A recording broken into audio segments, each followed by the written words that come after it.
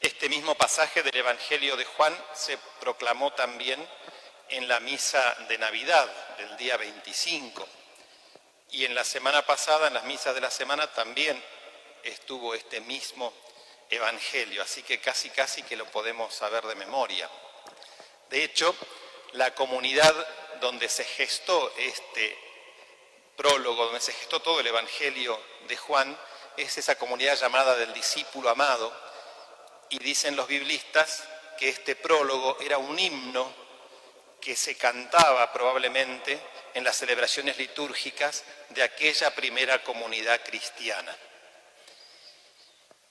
Nosotros tal vez estamos más acostumbrados al relato del nacimiento de Jesús que nos viene por Mateo, Marcos o Lucas. Y el Evangelio de Juan, que es bastante posterior, tiene para hablarnos de ese misterio de la encarnación. Juan recurre a la poesía. A veces el lenguaje de la poesía nos permite expresar cosas que con otras palabras nos resultan muy difíciles o nos parece que no llegamos a expresar lo que quisiéramos, y la poesía nos abre, ¿no?, a unas posibilidades mucho más grandes. Eso hace Juan. Y si nosotros prestamos atención al prólogo del Evangelio de Juan, él concentra ahí densamente toda la historia de la salvación. Él en su mente tiene al libro del Génesis. El libro del Génesis comienza diciendo al principio, en los orígenes o al principio, depende de la traducción. Y el Evangelio de Juan comienza de la misma manera, al principio. ¿Al principio qué? Dice él, existía la palabra. Y la palabra estaba junto a Dios. Y todo fue hecho por medio de la palabra, ¿no? Juan ve y nos muestra a nosotros ese misterio, esa relación que existe entre el Dios creador y su palabra. Que ese Dios que a través de lo que va diciendo, las cosas se van haciendo. Y Juan nos va llevando hasta que comprendemos que esa palabra es el mismo Hijo de Dios. Entonces Juan nos está diciendo que cuando Dios crea, está contemplando a su propio Hijo, y todo lo que crea lo hace en el Hijo y por el Hijo.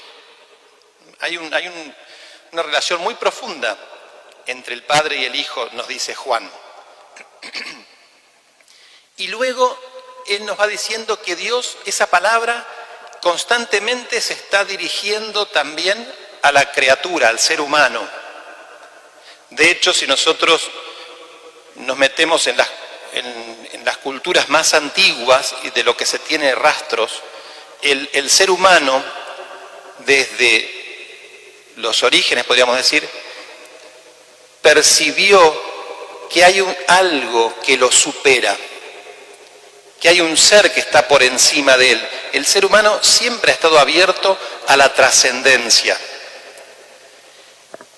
Y fue contemplando la creación, y a través de lo creado Dios nos habla, y el hombre, el ser humano, descubrió a través de la creación a Dios. En algunos casos se quedó en lo creado y terminó adorando como si fueran dioses a cosas creadas de la naturaleza. Pero hay un grupo de esos seres, de los seres humanos, a los que Dios les habló primero, directamente, y es el pueblo elegido, el pueblo de la alianza, el pueblo hebreo, ¿no? Cuando Dios se le manifiesta a Abraham, con la historia de Abraham en la Biblia, comienza la parte histórica del pueblo de Dios. Entonces, este Abraham, que era politeísta, él tenía muchos dioses, que era lo común de aquella época, en un momento de su vida ve esa zarza ardiente ahí y empieza, la curiosidad lo lleva a preguntarse qué es, y ahí Dios entabla un diálogo con él, un diálogo que continúa por los siglos, y hace una alianza. Pero esa alianza, más de una vez, fue abandonada por parte del pueblo de Israel. Entonces, ¿qué hacía Dios? Le enviaba profetas. Y esos profetas nunca fueron bien recibidos, no eran como la piedra en el zapato del pueblo, porque venían a decirle lo que el pueblo no estaba haciendo. Esa palabra también era rechazada, ¿no? Es lo que está diciendo Juan así concentradamente en pocos versículos. Hasta que Dios envía a la palabra con mayúsculas, que es su propio Hijo, y también dice el Evangelio de Juan, los suyos no la recibieron. Al mismo tiempo, Juan dice que esa palabra, además de ser palabra, es luz, que viene a iluminar a todos. Esa luz brilla en las tinieblas, ¿no? Lo propio del Evangelio de Juan es que hay constantemente esos binomios, el arriba, el abajo, la luz, las tinieblas, lo bueno, lo malo, y están en constante tensión. Pero también dice, pero a los que la recibieron les dio el poder de llegar a ser hijos de Dios. Y ahí entramos nosotros.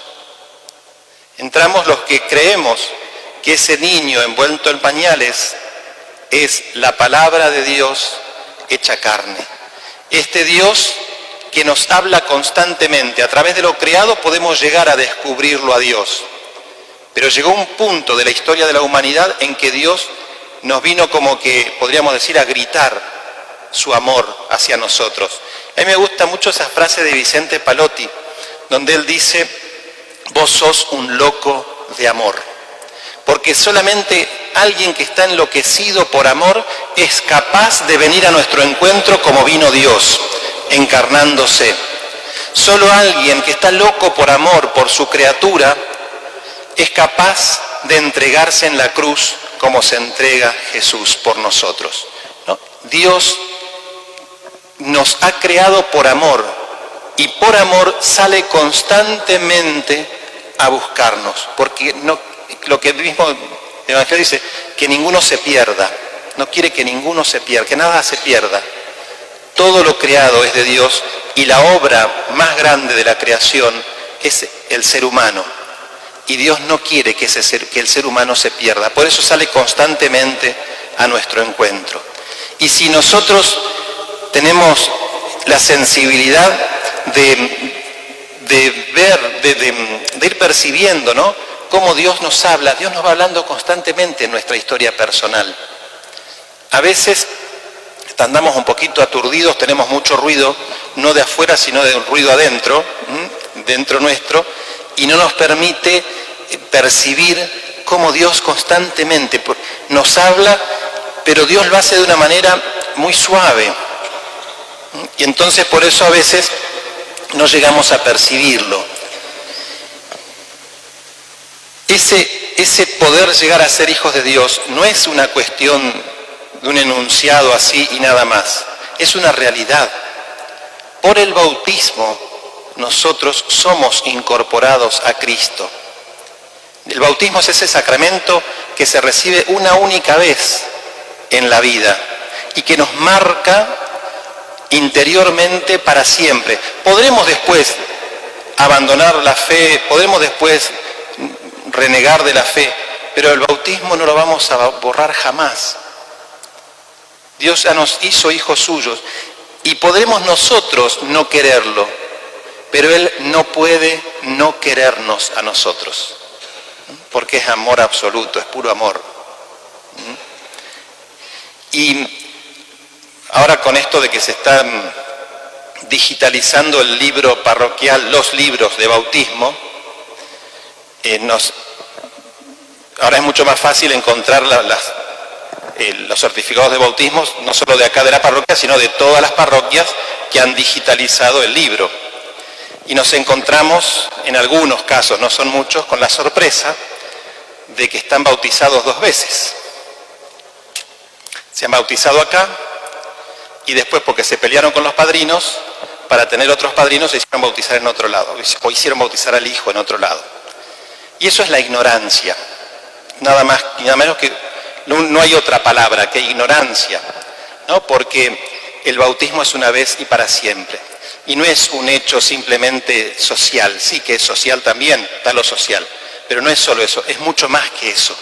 Es un Dios que me marca a fuego y que no lo puedo cambiar, no lo puedo modificar. Ya está, es una vez y es para siempre. Entonces, qué importante tener esa conciencia de que cuando Dios nos asume como hijos suyos, no se desdice más. Y por el bautismo nos incorporamos a Cristo y por el bautismo recibimos el don de la vida eterna.